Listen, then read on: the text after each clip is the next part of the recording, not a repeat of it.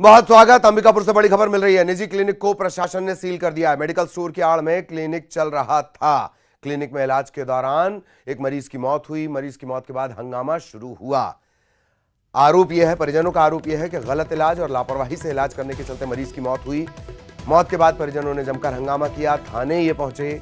इसके बाद मामला संज्ञान में आया और फिर आखिरकार इस क्लिनिक को सील किया गया।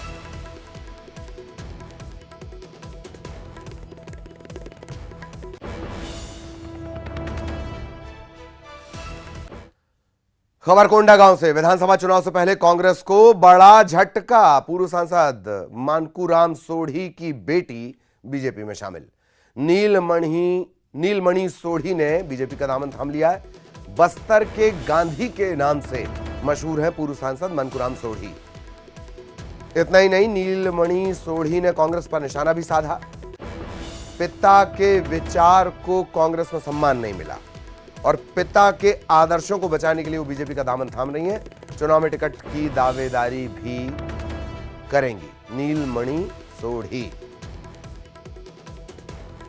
चुनाव के ठीक पहले भाजपा के परिवर्तन यात्रा के दौरान कांग्रेस को एक बड़ा झटका लगा है।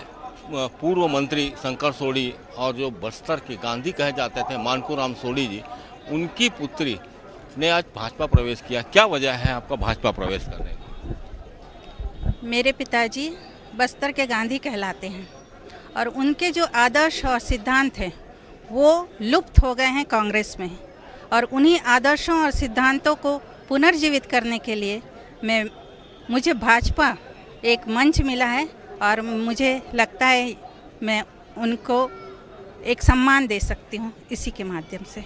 लेकिन पूरा परिवार जो मानकूराम सोढ़ी जी थे वो कांग्रेस के लिए एक विचारधारा थे कांग्रेस के लिए, और कांग्रेस का आधार स्तंभ थे। लेकिन कांग्रेस की विचारधारा को भाजपा के मंच में आप लेके जाएंगे? मेरे पिताजी जो हैं वो एक समाज सुधारक थे। जन लोगों के समस्याओं को सुलझाते थे और ये मुझे कांग्रेस में दिखाई नहीं देता। तो मुझे तो ऐसा लगता नहीं, विश्वास ही है कि ये मंच जो है मुझे इसके लिए प्रेरित करता है।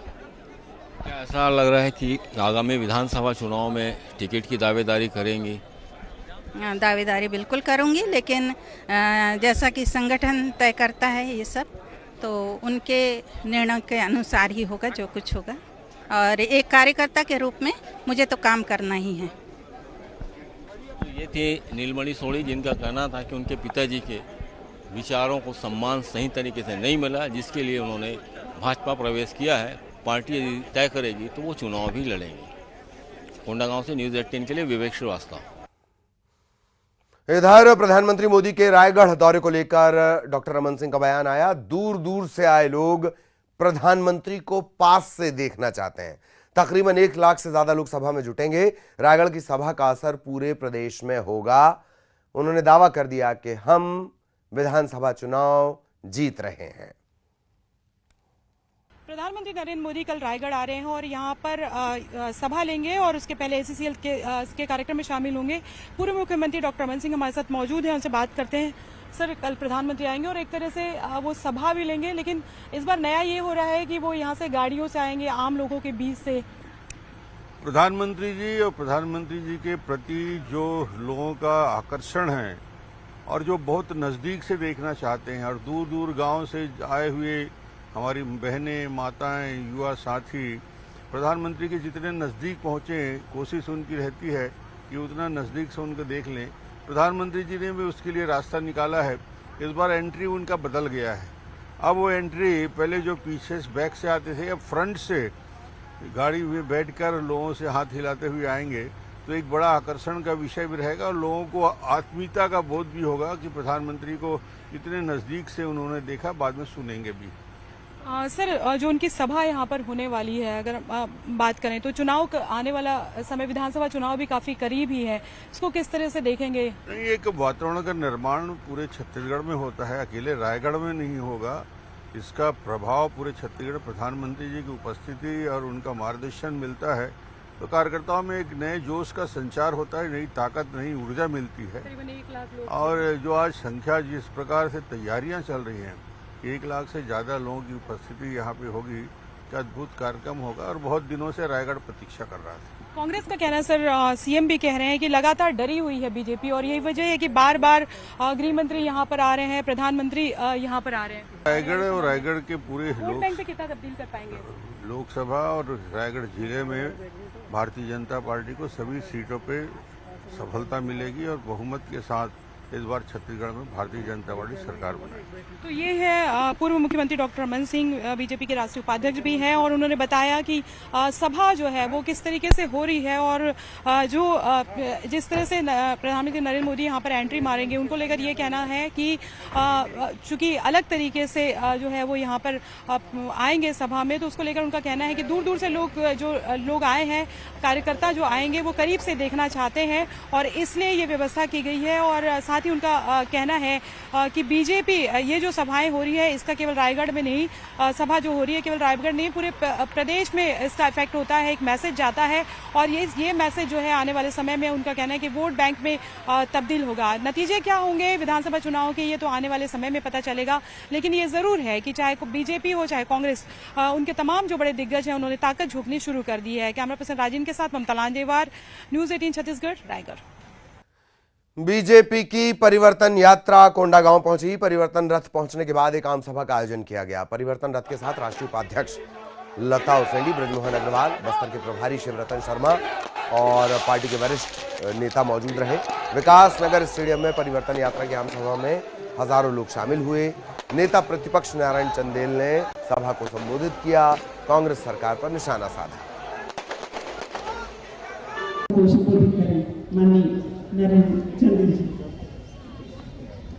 आदरणीय मंच के स्वागत के लिए मैं जिनका नाम लूंगी तत्काल यहाँ पहुंच के हमारे अतिथियों का स्वागत करेंगे। कांकेर में चल रहा सर्व पिछड़ा वर्ग का आंदोलन स्थगित हो गया। दरअसल धरना स्थल पर एक शख्स की दिल का दौरा पड़ने की वजह से मौत हो गई और उसके बाद समाज ने अनिश्चित काल के लिए अपना आंदोलन स्थगित कर दिया। पिछड़ा वर्ग 27% आरक्षण और 5वीं अनुसूची में शामिल करने समेत कई मांगों को लेकर आंदोलन कर रहा है। 13 सितंबर को आज सर्व पिछड़ा वर्ग समाज का एक अनिश्चितकालीन धरना प्रदर्शन का कार्यक्रम प्रायोजित था राजा राव पठार में, लेकिन हमारी जो 11 सूत्री मांगों हैं उसको लेकर था और लगातार हम लोगों ने संघर्ष किया है, चाहे वो कांकेर हो, कोंडागांव हो, जगदलपुर हो, भानु प्रतापपुर हो और आज पुनः आज राजा राव पठार में हम लोग अनिश्चितकालीन हड़ताल आज का कार्यक्रम रहा। और चूंकि वर्षा के कारण भी कुछ न कुछ समस्या बाधित हुई है और हमारे बीच हमारे संगठन के, हमारे सर्व पिछड़ा वर्ग समाज के हमारे आर्यन पटेल जो कि कलगांव अंतागढ़ क्षेत्र के हैं, उनका हृदयघात होने से वो हमारे बीच नहीं रह पाए। कहीं ना कहीं उनका समाज के प्रति समर्पण और एक शहादत उनका हुआ और जिसके कारण आज का हमारा जो अनिश्चितकालीन जो धरना प्रदर्शन था उसको हम लोगों ने कुछ दिनों के लिए स्थगित किया है। और अब खबर बलरामपुर से। बिजली गिरने से 4 की मौत हो गई। आकाशीय बिजली का कहर एक तरह से इसे आप कह सकते हैं। आकाशीय बिजली की चपेट में आने से 4 लोगों की जान चली गई, इसमें एक बच्ची भी शामिल है। 7 लोग बुरी तरह झुलस गए हैं। शंकरगढ़ अस्पताल में इन्हें भर्ती करवाया गया। शंकरगढ़ थाना इलाके के बेलसर बांसडीह गांव का यह पूरा मामला है।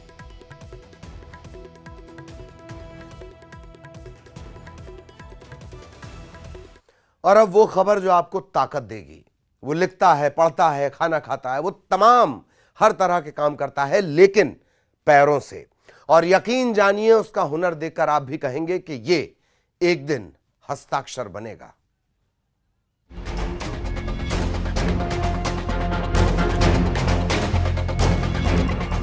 लिखो लिखो और तब तक लिखते रहो जब तक लिखावट हस्ताक्षर न बन जाए।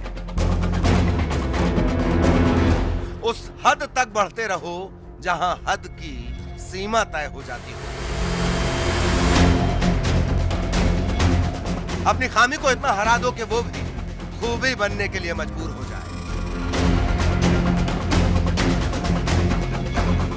बुलंदियों के उस आसमान को छू लो कि विकलांग से व्यक्तित्व बन जाओ और मदद की बाट जोह रहे सैकड़ों हजारों कृष्ण कुमारों के लिए उम्मीद की रोशनी हो जाओ। कृष्ण कुमार केवट वैसे तो दिव्यांग हैं, लेकिन हौसले के हाथों से कामयाबी की वो कहानी लिख दी कि मदद उनके ठिकाने का पता पूछते हुए पहुंची। कृष्ण कुमार साकेत अब घर बैठे यूपीएससी की ऑनलाइन तैयारी कर सकेगा। मऊगंज कलेक्टर अजय श्रीवास्तव भाटी ने सेंगर गांव पहुंचकर न सिर्फ लैपटॉप दिया, बल्कि किताबों के साथ साथ ऑनलाइन कोचिंग की गारंटी भी दी। कलेक्टर ने यहां से वो कमाया जो काली कमाई के कुबेरों को कभी नसीब नहीं होता, दुआ।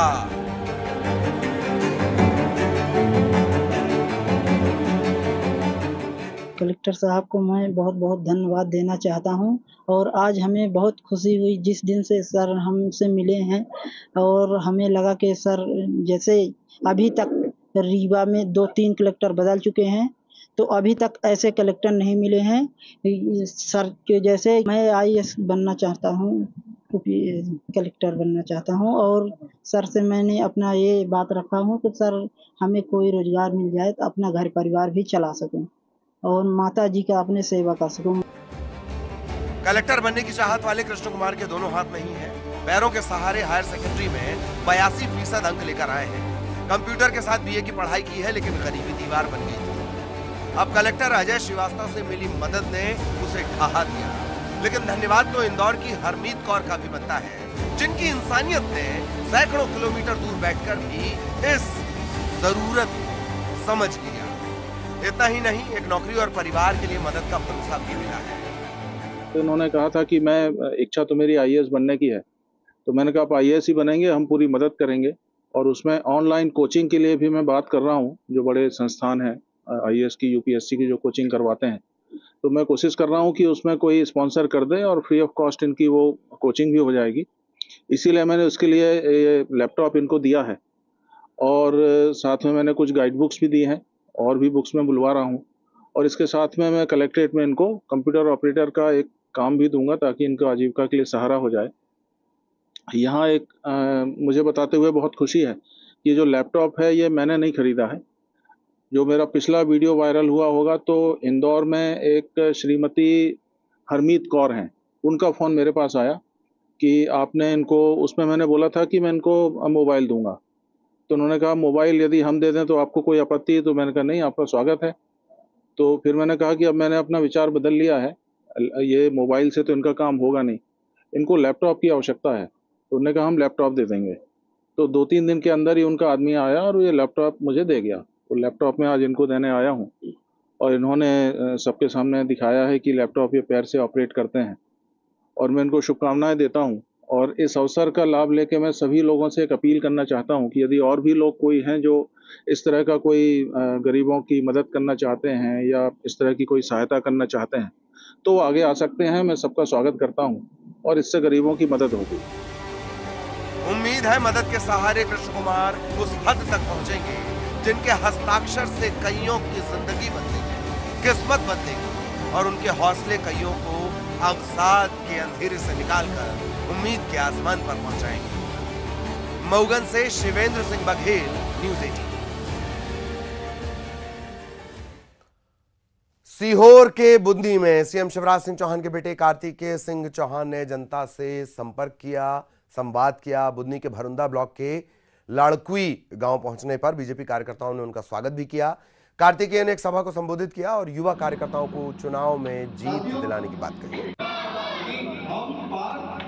और आप में से हर एक व्यक्ति आपने याद रखना, हम हैं तो हम शिवराज जी का परिवार हैं। सबसे बड़ी ताकत है और उसी ताकत का आज हम पूरे विधानसभा में देख सकते हैं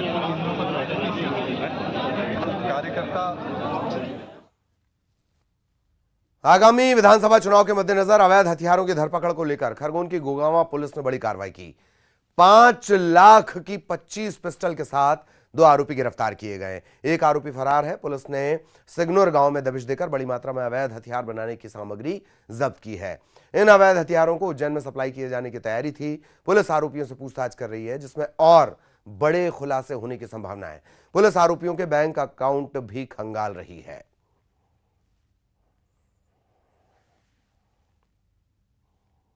पुलिस ने एक बड़ी खेप पकड़ी है अवैध हथियारों की। इसमें 25 पिस्टल मिली हैं।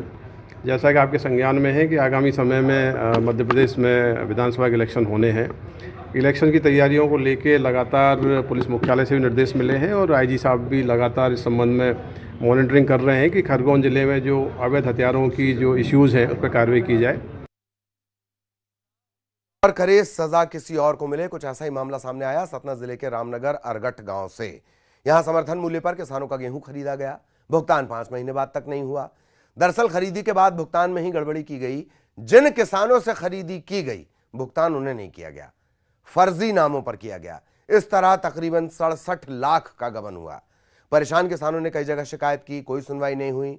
इसके बाद सतना शहडोल मार्ग पर इन्होंने चक्का जाम कर दिया। बाद में आश्वासन मिला और तब मामला शांत हुआ। चक्का जाम किए थे, सबको सूचित करके कलेक्टर, एसडीएम, तहसीलदार कि हम सबका पैसा 1 हफ्ता के 7 दिन के अंदर आप दिया दीजिए, नहीं तो हमारा अनशन तक मरण तक का काम करेंगे। लेकिन अभी टीआई साहब तहसीलदार ने आश्वासन दिया है कि आपका पैसे के लिए हम तत्पर लगे हैं। टीआई साहब और तहसीलदार साहब ने कहा है कि आप लोगों के लिए हम लगे हैं और आप लोगों का पैसा दिलवाएंगे। इस दूसरे मस्ती या प्रयास में लगे हैं। इस कारण से हम लोग टीआई साहब और तहसीलदार साहब की बात मान जाम खोल दिया।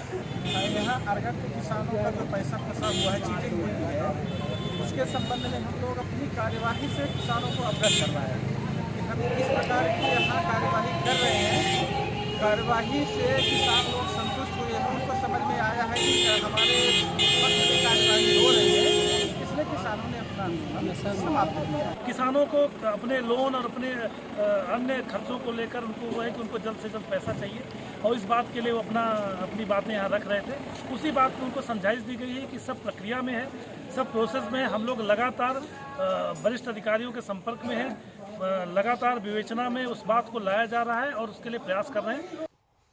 खबर हरदा से, जहां वन विभाग के हंडिया रेंज की झल्लार बीट में वन भूमि पर अवैध कब्जा करने की नीयत से आदिवासी ग्रामीणों ने सैकड़ों पेड़ों पर कुल्हाड़ी चला दी।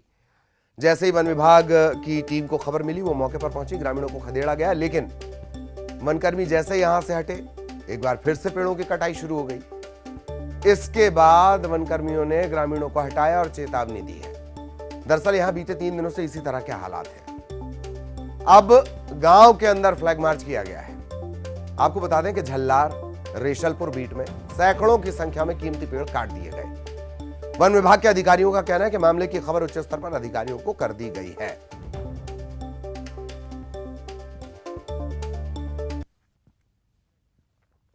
खबर सीहोर से, जहां खामलिया गांव में उस समय हाई वोल्टेज ड्रामा शुरू हो गया जब अपनी बेटी की मौत से गुस्सा पिता गांव के मोबाइल टावर पर चढ़ गया। दरअसल खामलिया गांव में रहने वाले मुकेश मेवाड़ा की 7 साल की बेटी परी गांव के सरकारी स्कूल में दूसरी कक्षा में पढ़ती थी। शनिवार को मध्याह्न भोजन खाने के बाद वो घर पहुंची।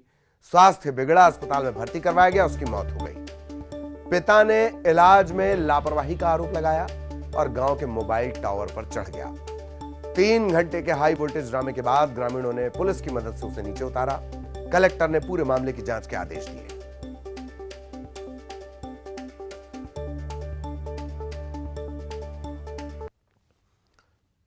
खंडवा के ओंकारेश्वर में एकात्म धाम में आदि गुरु शंकराचार्य की 108 फीट ऊंची बहुधातु प्रतिमा नजर आने लगी है। प्रतिमा का अनावरण वैदिक रीति रिवाज के साथ देश के प्रमुख साधु संतों की मौजूदगी में 18 सितंबर को होना है। प्रतिमा का अनावरण मुख्यमंत्री शिवराज सिंह चौहान की मौजूदगी में होगा। 11 सितंबर से 19 सितंबर तक प्रतिदिन प्रस्थान त्रय भाष्य पारायण शुरू हो गया है। इसके साथ ही 15 से 19 सितंबर तक देश के विख्यात साधु संत वैदिक रीति के पूजन और 21 कुंडीय हवन का आयोजन करेंगे। 18 सितंबर को मानधाता पर्वत पर सुबह 10:30 बजे से दोपहर 12:30 बजे तक आचार्य की 108 फीट ऊंची एकात्मता की मूर्ति का अनावरण किया जाएगा।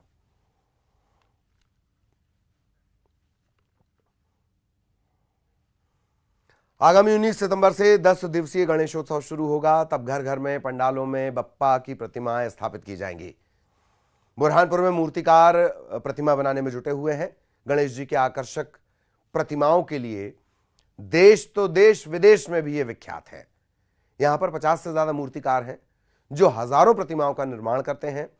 यहां पर छत्रपति शिवाजी महाराज, साईं बाबा, लालबाग के राजा और ऐसे विभिन्न स्वरूपों में बप्पा की प्रतिमाओं को अंतिम रूप दिया जा रहा है। आर्ट्स में जहां पर गणपति बापा की प्रतिमाओं का निर्माण कार्य किया जा रहा है, यहाँ के मूर्तिकार जो है वो गणपति बापा की प्रतिमाओं को बेहद ही आकर्षक स्वरूप दे रहे हैं। और इस वक्त हमारे साथ में मौजूद है बुरहानपुर के मूर्तिकार।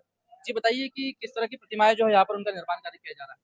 मेरे पास 10 फीट से लेकर 15-16 फीट तक की प्रतिमाएं बन रही है अभी, और उसमें स्वरूप में शिवाजी के रूप में है, मैंने स्वामीनारायण के रूप में बनाई है, और एक सीढ़ियों से उतरते हुए बनाई है, स्वर्ग से उतरते हुए। देश के कौन कौन से इलाकों में प्रतिमाएं जाती हैं? मेरी प्रतिमा महाराष्ट्र में जालना, औरंगाबाद, मनमाड़, नंदुरबार, और एमपी में उज्जैन, खरगोन, बड़वानी इधर जा रही है। विदेशों में भी जाती है प्रतिमा? हाँ, विदेशों में जाती है छोटी प्रतिमा। एक प्रतिमा की कीमत क्या होती है? प्रतिमा की कीमत मेरे पास अभी 30,000 से लेकर 65-70 हजार रुपए तक है। महाराष्ट्र के भक्तों ने बताया कि काफी आकर्षक प्रतिमाएं रहती है बुरहानपुर के मध्य प्रदेश के बुरहानपुर की, जिसकी वजह से जो है वो यहाँ की प्रतिमाएं जो है हर साल लेकर जाते हैं और अपने शहरों में, अपने महाराष्ट्र में काफी धूमधाम से गणेश उत्सव मनाते हैं। गणेश कुमार बाविस्कर, न्यूज़ 18 बुरहानपुर। और इसी के साथ इस बुलेटिन में इतना ही। खबरें जारी रहेंगी।